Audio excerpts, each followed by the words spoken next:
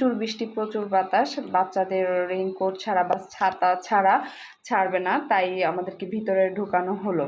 তো আমার খুবই খারাপ লাগছে যে এত বৃষ্টি, এত ঝড়। আমি ভাবলাম যে সাদাতের মূল্যায়ন হচ্ছে, প্রতিদিন ক্লাসে এর জন্য পাঠিয়েছিলাম, বাট এত স্টুডেন্ট কম ছিল, এটা জানলে হয়তো পাঠাতাম না। এত বেশি বৃষ্টি ছিল, এত বেশি বাতাস ছিল, এটা নিয়ে এসেছে, আমি পুরোই ভিজে গিয়েছি। আমার ছেলে তো মহা খুশি, সে একদম আপসেট হয়নি, সে বৃষ্টিতে ভিজতে পারতেছে, তারপর ছাতা নিয়ে দৌড়াদৌড়ি করতেছে, তার কাছে ভালো লাগছে। আর আমারও ভালো লাগছে যে অনেকদিন পর আমি সাদাতের স্কুলের ভিতরে ঢুকতে পারলাম, এটা একদম লাকিলি। তো সাদাত তো বৃষ্টি পেয়ে খুশি, সে ভিজতে যাচ্ছে, আমি তো বলতেছি না, একদমই না, ভিজলে হয়তো বা জ্বর চলে আসতে পারে। তো এই সময়টা, এই জায়গাটা একদম হাঁটাই যায় না।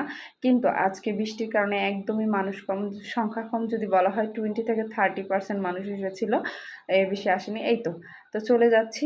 ভিডিওটি কেমন লাগলো অবশ্যই কমেন্ট করে জানাবেন। আর ঘূর্ণিঝড় রেমাল থেকে আল্লাহ সবাইকে রক্ষা করুক।